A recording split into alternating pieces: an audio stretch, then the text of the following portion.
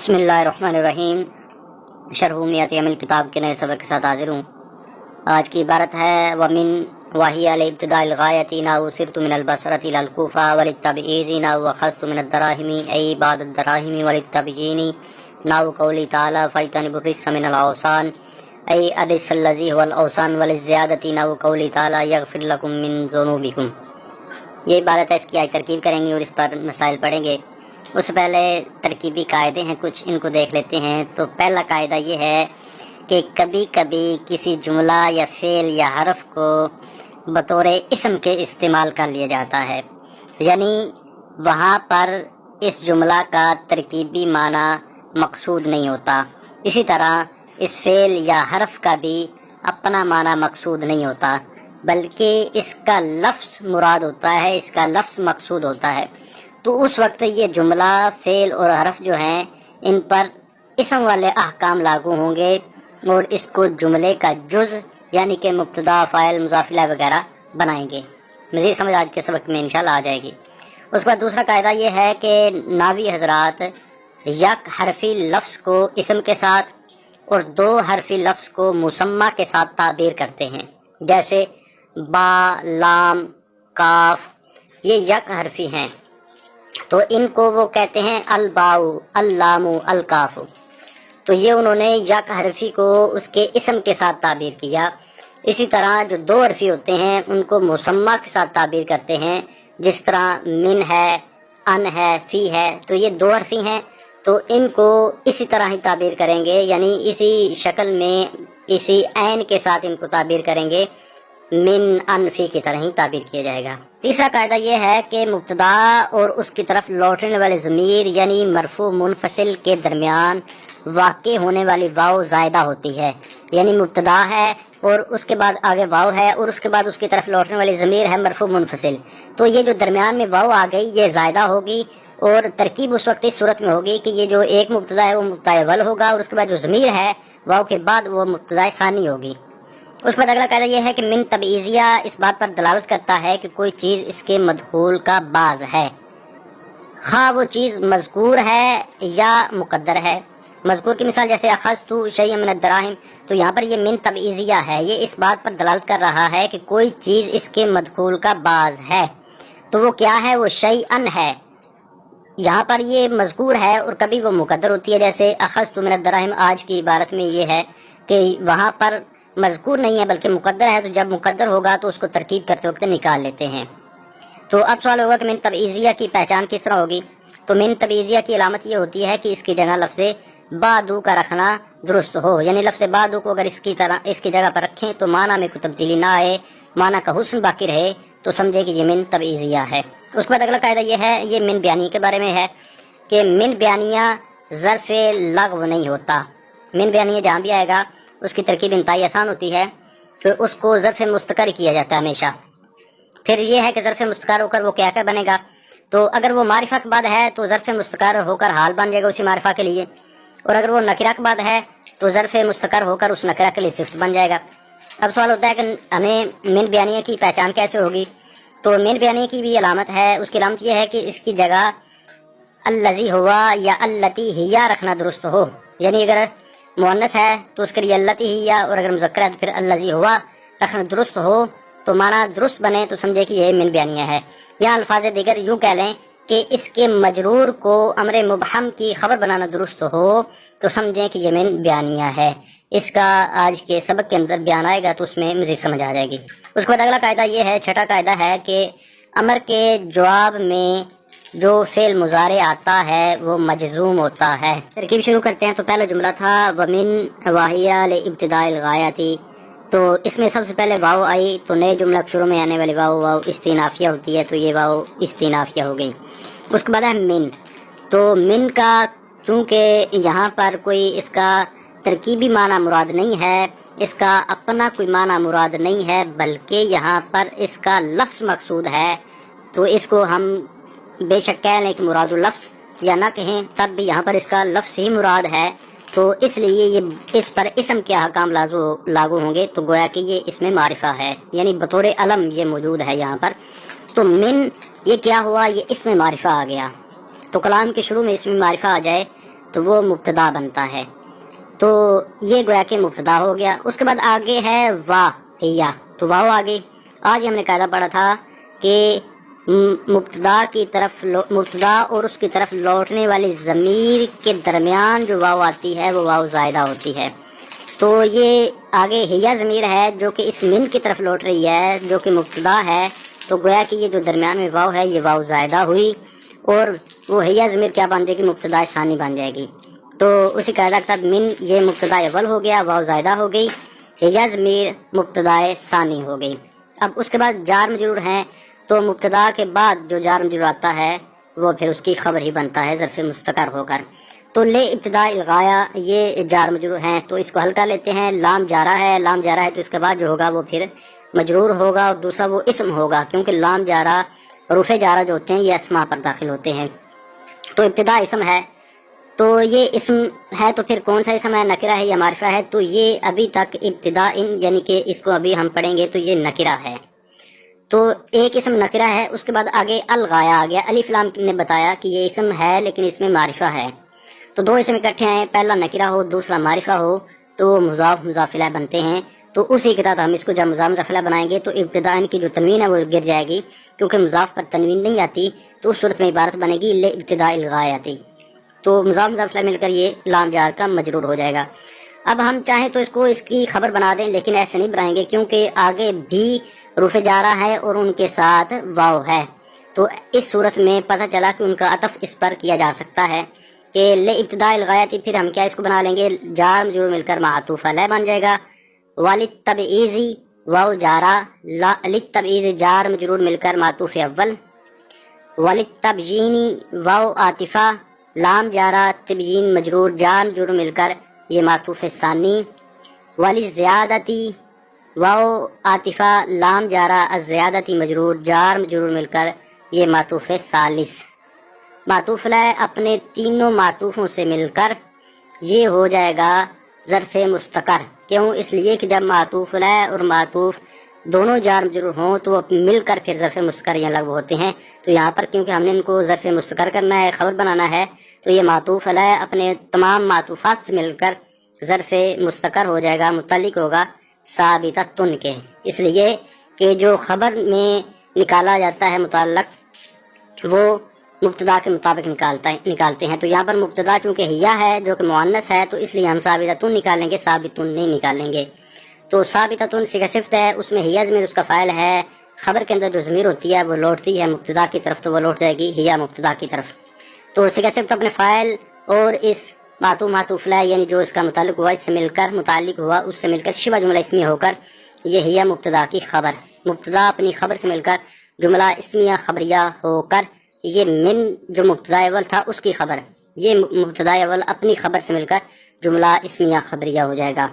یہ جو ہم نے ترکیب کی یہ انتہائی آسان ہے اور مشہور ترکیب ہے اور قاعدہ کے تحت ہم نے ترکیب کی ہے. اس کے علاوہ بھی اس مقام پر 4-5 ترکیبیں ہو سکتی ہیں. تو اس کے بعد آگے بڑھتے ہیں. تو آگے ہے ناو سرت من البصرۃ الی الکوفہ. تو اس کی ترکیب انتہائی آسان ہے. ناو کے بارے میں ہم نے قاعدہ پڑھ رکھا ہے کہ جہاں بھی ناو آئے گا اس میں 2 ترکیبیں اگرچہ ہوتی ہیں لیکن ہم مشہور ترکیب کر رہے ہیں وہ یہ کہ ناو کو ہم خبر بناتے ہیں مبتدا معذوف مثال ہو کی. تو جب اس کو ہم خبر بنانے ہیں تو پھر ایک بات کا پتہ چلا کہ خبر مرفوع ہوتی ہے تو اس کو ہم مرفوع پڑھیں گے. تو پھر رفع 2 صورتوں میں آ سکتا ہے، یعنی 2 طرح آ سکتا ہے کہ ایک تو اس پر تنوین آئے، تنوین کی شکل میں رفع آئے یا پھر سنگل پیش کی شکل میں آئے. تو یہاں اس پر صرف پیش پڑھتے ہیں اس کی وجہ یہ ہوتی ہے کہ ناو لازم الاضافت ہے، یہ مضاف ہوتا ہے. تو ناو جب مضاف ہوا تو اس پر تنوین نہیں آئے گی، پھر مضاف پر تنوین نہیں آتی تو ناو ہم نے اس کو پڑھا. اس کے بعد ناو کے بعد اگر جملہ ہو تو اس کو مراد الفظ کہہ کر مفرد بناتے ہیں، اس لیے کہ ناو ان اسماء میں سے ہے جو جملے کی طرف مضاف نہیں ہوتے. تو اس لیے اگر اس کے بعد جملہ آ جائے تو اس کو مراد الفظ کہہ کر مفرد بنایا جاتا ہے. تو اسی کے ساتھ ناو مضاف سرت من البصرۃ الی الکوفہ مراد الفظ مضاف الیہ. ناو مضاف اپنے مضاف الیہ سے مل کر یہ خبر ہوگی مبتدا معذوف مثال ہو کی. مثال مضاف حاضمیر مضاف الیہ راجع بسوئے ابتدا الغایا مضاف مضاف الیہ مل کر مبتدا اور یہ خبر جملہ اسمیہ خبریہ ہو جائے گا. اس کے بعد یہ مثال کی ترکیب کر لیتے ہیں. سرت من البصرۃ الی الکوفہ کی ترکیب آسان سی ہے. سرت فعل ماضی کا صیغہ ہے، صیغہ بعد متکلم فعل ماضی ثلاثی مجرد ہے، اجوف یائی اسباب دارا و یضربو. تو ماضی کے جو سیگے ہوتے ہیں ان کو فعل کی تلاش کے لیے دو طرح تقسیم کیا جاتا ہے کہ 12 جو اس کے سیگے ہیں ماضی کے، ان کا فاعل ان کے ساتھ ہوتا ہے ضمیر بارز کی صورت میں، اور جو ماضی کے 2 سیگے ہیں سیگا واحد مذکر غائب اور واحد مؤنث غائب، ان کا فاعل کبھی اندر ہوتا ہے کبھی باہر ہوتا ہے۔ تو یہ چونکہ آیا ان 12 میں سے، تو اس کا فاعل اس کے ساتھ ہوگا، اور وہ صرف میں تا ضمیر بارز کا فاعل ہے۔ تو صرف تو فعل فاعل ہو گیا۔ تو اس کے بعد من جارہ ہے، تو من جارہ کے بعد جو ہوگا وہ مجرور ہوگا، من جارہ البصرہ مجرور، جار مجرور مل کر یہ ظرف لغو اول ہو گیا۔ الی الکوفہ، الی بھی جارہ ہے، الکوفہ مجرور ہوگا، جار مجرور مل کر یہ ظرف لغو ثانی۔ صرف تو فعل اپنے فاعل اور دونوں ظرف لغو سے مل کر جملہ فعلیہ خبریہ ہو جائے گا۔ اس کے بعد ہے یہ وللتبیین کی ترکیب ہم نے کر دی ہے یہ ساری۔ اس کے بعد آگے مثال کی ہم نے ترکیب کرنی ہے، تو وہ ہے نحو اخذت من الدراہم ای بعد الدراہم۔ تو اس میں نحو کے بارے میں وہی قاعدہ کہ نحو مضاف ہے، اخذت من الدراہم، یہاں پر ایک نیا قاعدہ آ گیا کہ ای کے بارے میں جو ہم نے قاعدہ پڑھا تھا کہ ای کے ما قبل بھی اگر مفرد ہو اور ای کا ما بعد بھی مفرد ہو تو وہاں پر ترکیب یہ کرتے ہیں کہ ای کے ما قبل کو مبدل منو بناتے ہیں اور اس کے ما بعد کو بدل بناتے ہیں، یا وہاں پر عطف بیان والی بھی ترکیب کی جا سکتی ہے۔ تو ای کے ما قبل ویسے یہاں پر تو اخذت من الدراہم جملہ ہے، لیکن ہم اس جملہ کو مراد لفظ کہیں گے، اس کی وجہ یہ ہے کہ نہ وہ جملہ کی طرف مضاف نہیں ہوتا۔ تو اخذت من الدراہم کو ہم مراد لفظ کہہ کر مفرد بنائیں گے۔ تو جب ہم نے اخذت من الدراہم اتنے حصے کو مراد لفظ کہہ کر مفرد بنا لیا، تو اب ای کے بعد والے حصے کو بھی ہمیں بنانا پڑے گا۔ اس کی وجہ یہ ہے کہ ای جو تفسیر کرتا ہے یہ مفرد کے ساتھ تفسیر کرتا ہے، اور ویسے بھی تفسیر کرنے کے لیے جو حروف آتے ہیں وہ مفرد کے ساتھ تفسیر کرتے ہیں یا جملے کے جملہ کے ساتھ۔ تو اگر ہم اخذت من الدراہم کو تم مراد لفظ کہہ لیں، یہ کہنا ہماری مجبوری ہے، تو جب ہم نے اس کو مراد لفظ کہا تو یہ مفرد ہو گیا۔ جب یہ مفرد بن گیا، اگر ایک بعد کو اگر ہم مراد لفظ نہ کہیں تو وہ جملہ رہے گا، تو بڑی خرابی آئے گی کہ جملہ تفسیر کر رہا ہے مفرد کی۔ تو اس لیے جب اخذت من الدراہم کو ہم نے مراد لفظ کہا تو یہ مفرد ہو گیا، تو ای کے مباد کو بھی کہیں گے۔ تو دوسرا، ای کے مباد کو جب بعد الدراہم کو مراد لفظ کہنا ہے تو اس میں پھر بتقدیر اخذت کہنا ہے، اس لیے کہ بعد الدراہم تو خود کچھ نہیں بنے گا، اس کا جو پیچھے عامل ہے وہ معذوف ہے، یعنی کہ مقدر ہے اخذت فعل، تو وہ بھی نکالا جائے گا۔ تو ترکیب اب کر لیتے ہیں، اخذت من الدراہم مراد لفظ مبدل منہ، کیونکہ ای کے ما قبل اور ما بعد دونوں طرف مفرد ہے، ثابت کر لیا ہم نے۔ تو اخذت من الدراہم مراد لفظ مبدل منہ ای حرف تفسیر بتقدیر اخذت بعد الدراہم، یہ بھی مراد لفظ بدل مبدل منہ اپنے بدل سے مل کر نحو کا مضاف الیہ، نحو مضاف اپنے مضاف الیہ سے مل کر یہ خبر ہوگی، مبتدا معذوف مثال ہوگی۔ مثال مضاف حاضر مضاف الیہ راجب اسو تبیین، مضاف مضاف الیہ مل کر مبتدا اور یہ خبر جملہ اس میں خبریہ ہو جائے گا۔ پھر الگ سے ترکیب کریں تو اخذت من الدراہم، یہ اخذت وہی سیگا ہے جو سرت تھا، یعنی ماضی کا بعد متکلم کا سیگا ہے، تا ضمیر بارز اس کا فاعل ہے اور فعل فاعل ہو گیا۔ اس کے بعد من الدراہم جار مجرور مل کر اس کو اب کیا کرنا ہے، تو اس کے بارے میں جو ہم نے قاعدہ پڑھا تھا کہ جو من تبیینیہ ہوتا ہے وہ اس بات پر دلالت کرتا ہے کہ جو کوئی چیز یعنی کہ اس کے مدخول کا بعض ہے، وہ چیز جو ہے وہ کبھی مذکور ہوتی ہے کبھی مقدر ہوتی ہے۔ تو یہاں پر مذکور نہیں ہے تو ایک مقدر ہوئی، تو نکال لیں گے اخذت شیئا من الدراہم، اس قاعدہ کے تحت یہاں پر ہم نے شیئا نکال لیا، اخذت شیئا من الدراہم۔ تو جب شیئا نکل آیا تو پھر ہم ترکیب کیا کریں گے، تو اس میں جو شیخ رضی نے ترکیب کے بارے میں لکھا ہے تو اس میں دو طرح ترکیب جائز ہو سکتی ہے کہ شیئن، ایک تو ترکیب یہ کہ شیئن کو بنائے موصوف اور من الدراہم یہ جار مجرور مل کر ثابتن کے متعلق کر کے اس کو بنا لے اس کی صفت، یعنی شبہ جملہ اس میں ہو کر یہ شیئن کا صفت ہو جائے گا، اور موصوف سے مل کر یہ پھر اخذت کا مفعول ہو جائے گا اور فعل فاعل مفعول یہ جملہ ہو جائے گا۔ پھر دوسری ترکیب یہ بھی ہو سکتی ہے اس میں کہ اخذت من الدراہم میں شیئن نکال لینے کے بعد کی بات کر رہا ہوں کہ اس میں دو ترکیبیں ہو سکتی ہیں جار مجرور کے حوالہ سے، جار مجرور کے تعلق کے حوالہ سے۔ تو اس میں ایک ترکیب ہم نکال لی، دوسری ترکیب یہ ہے کہ اخذت فعل، تا ضمیر بارز کا فاعل، شیئن اس کا مفعول بہی، اور من الدراہم یہ ظرف لغو ہوگا اخذت فعل کے لیے۔ تو یہ بھی ترکیب اس میں کی جا سکتی ہے۔ تو جو بھی ترکیب کریں جملہ ہو کر یہ ہو جائے گا جملہ مفسرہ، یعنی جملہ فعلیہ خبر ہو گیا مفسرہ۔ اس کے بعد ہے ای حرف تفسیر، تو اس کے بعد یہاں پر نکالیں گے اخذت بعد الدراہم، تو اخذت وہی فعل فاعل ہو گیا اور بعد الدراہم یہ مضاف میں کر اس کا مفعول ہو گیا، فعل فاعل مفعول جملہ فعلیہ خبریہ مفسرہ ہو جائے گا۔ اس کے بعد وللتبیین کی ترکیب ہوگی۔ اس کے بعد ہے نحو قولی تعالی فاجتنبوا الرجس من الاوثان، ای بتقدیر فیتن برسا الذی هو الاوسان. تو اس کی ترکیب کرتے ہیں تو نو بارے میں وہی قاعدہ، نو مضاف ہے اور اس کے بعد آگے قول تعالی. تو یہاں پر ہم نے قاعدہ پڑھا ہوا ہے کہ جہاں پر بھی اس میں جلالہ شریف آئے یا اس میں جلالہ شریف کی طرف لوٹنے والی ضمیر آ جائے اور اس کے بعد آگے تعالی فعل آ جائے تو اس میں تعالی حال بنتا ہے، اور جو اس میں جلالہ شریف ہے یا اس کی طرف لوٹنے والی جو ضمیر ہے وہ ذوالحال بنتی ہے. اور دوسرا ایک اور قاعدہ اس مقام کے لیے پڑھا تھا کہ جہاں پر بھی قول تعالی آئے اور اس کے بعد آگے اللہ تعالیٰ کا فرمان آ جائے یعنی آیہ مبارکہ آ جائے تو وہاں پر قول تعالی یہ آپس میں ملا کر یہ بنتا ہے مبدل منہ، اور جو آگے آیت آ رہی ہوتی ہے وہ اس کا بدل بن جاتی ہے مراد لفظ ہو کر.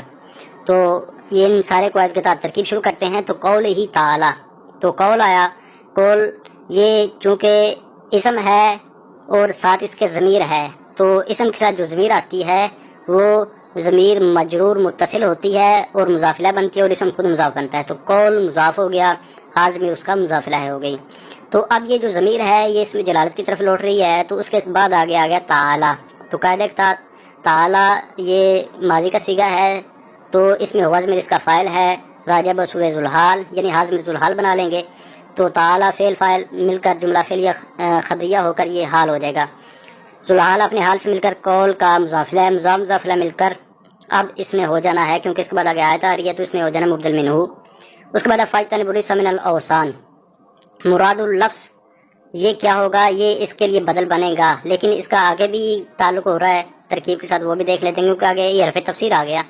تو ای کے بارے میں جو ہم نے قاعدہ پڑھا ہے وہ بھی جاری ہو جائے گا کہ ای کے ما قبل بھی مفرد ہو اور ای کے ما بعد بھی مفرد ہو تو وہ بھی آپس میں مبدل منہ بدل بنتے ہیں. تو وہ پہلے قاعدہ جاری ہوگا کہ فاجتنب الرجس من الاوثان کو، کیونکہ ہم نے یہاں پر بھی مراد اللفظ تو کہنا ہے، جب مراد اللفظ کہا تو یہ مفرد ہو گیا تو اب ای کے ما بعد کو بھی مراد اللفظ کہیں گے. کیوں؟ اس لیے کہ تفسیر جو ہوتی ہے وہ یا تو مفرد کی ہوتی ہے یا جملے کی ہوتی ہے.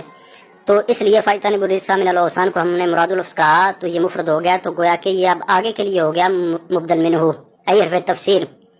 اور بتقدیر فاجتنب الرجس الذی هو الاوثان یہ مراد اللفظ بدل مبدل منہ اپنے بدل سے مل کر یہ پیچھے والے مبدل منہ کے لیے بدل ہو جائے گا. یعنی قول تعالی یہ جو مبدل منہ بنایا تھا تو یہ مبدل منہ اپنے بدل سے مل کر یہ ہو جائے گا ناو کا مضافلہ، ناو مضاف اپنے مضافلہ سے مل کر یہ خبر ہو جائے گی مبتدا معذوف مثال ہو کی. مثال مضاف حاضر مضافلہ راجع بسوء تبیین مضاف مضافلہ مل کر مبتدا اور یہ خبر جملہ اسمیہ خبریہ.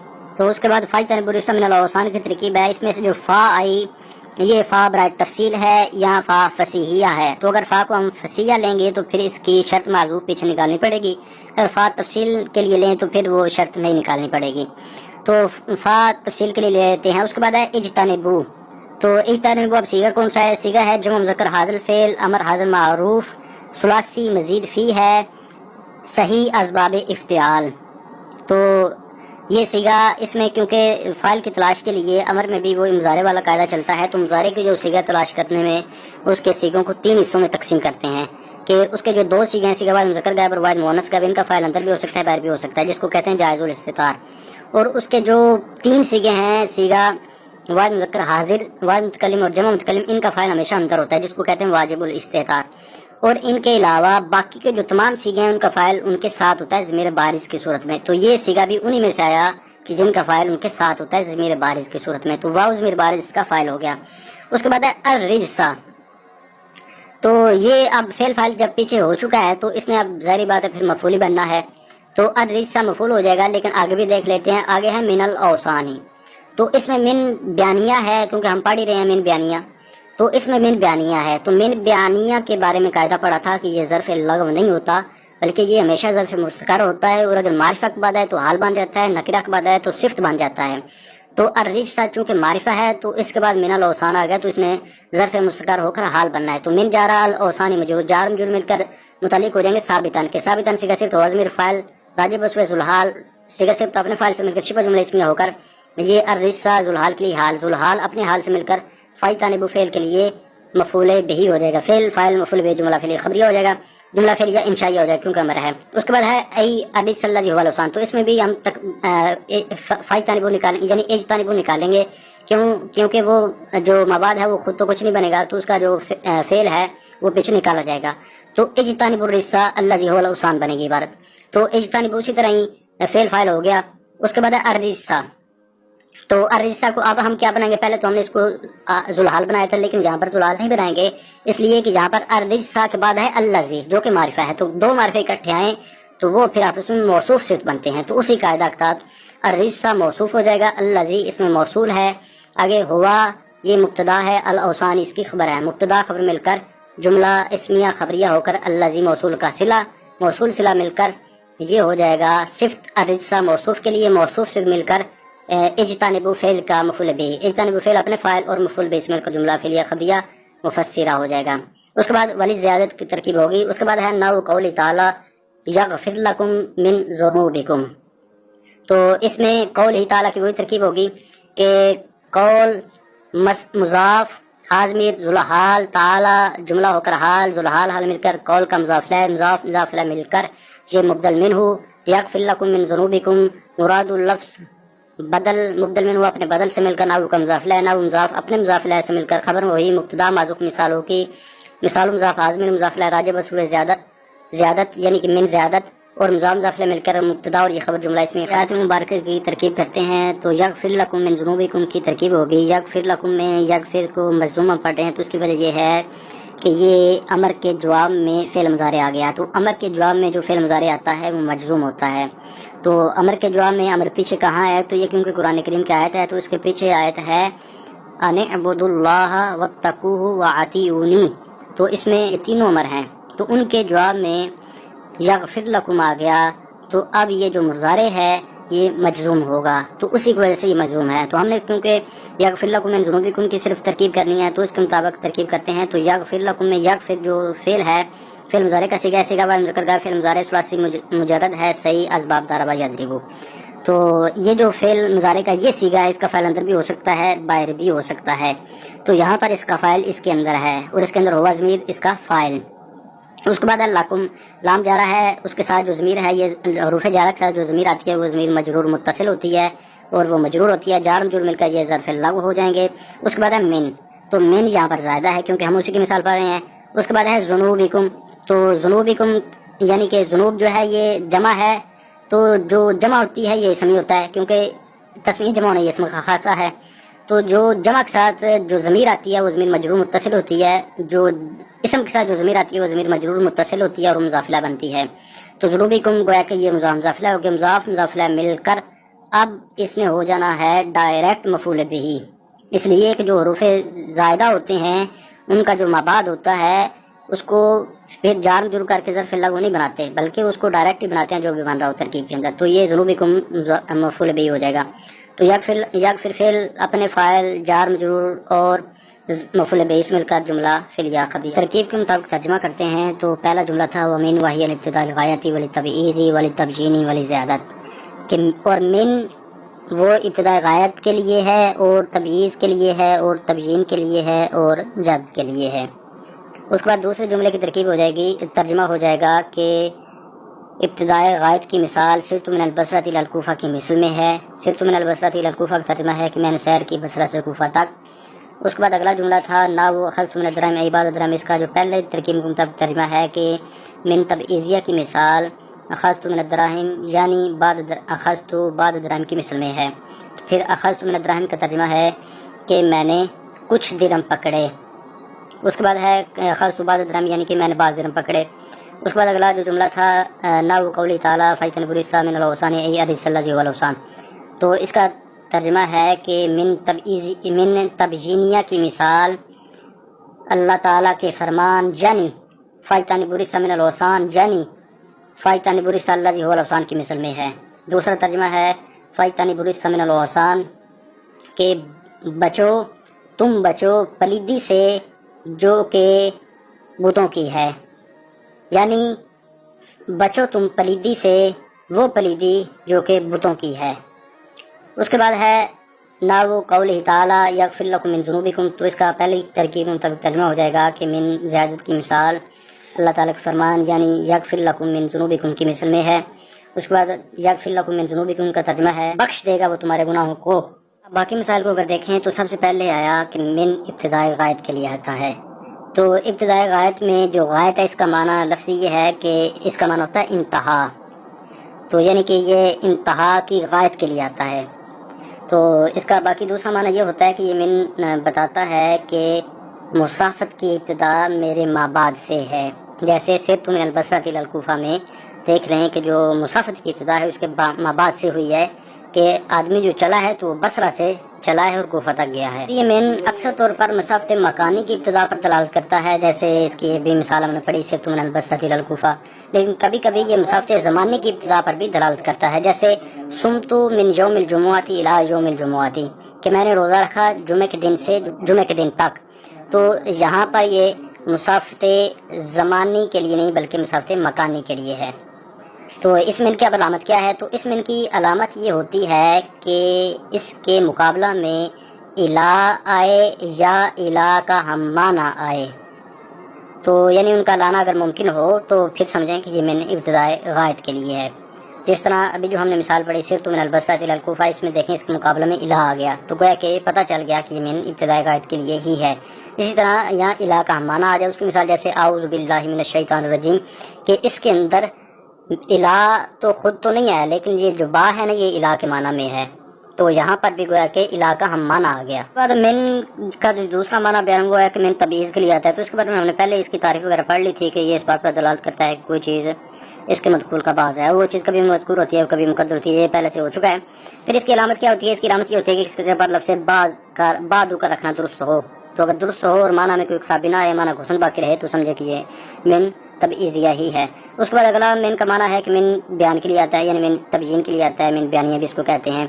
تو اس کا معنی یہ ہوتا ہے کہ یہ من بتائے گا کہ میرا مابعد بیان ہے کسی کا، یعنی جس میں ابہام ہوتا ہے، اور وہ جو جس میں ابہام ہوتا ہے وہ کبھی اس کے پہلے آتا ہے اور کبھی بعد میں بھی آ جاتا ہے. جیسے آج جو ہم نے مثال پڑھی تھی وہ تھا کہ فیتن بریسا من الاوسان، تو الرسا میں ابہام تھا، تو اس ابہام کو دور کرنے کے لیے آگے من بیانیہ آ گیا تو اس نے اس ابہام کو دور کیا. تو اس کی علامت یہ ہوتی ہے کہ اس کی جگہ پر الذی ہوا یا اللتی ہیا کا رکھنا درست ہو، یا دوسرے لفظوں میں کہہ لیں کہ اس کو امر مبہم کی خبر بنانا درست ہو.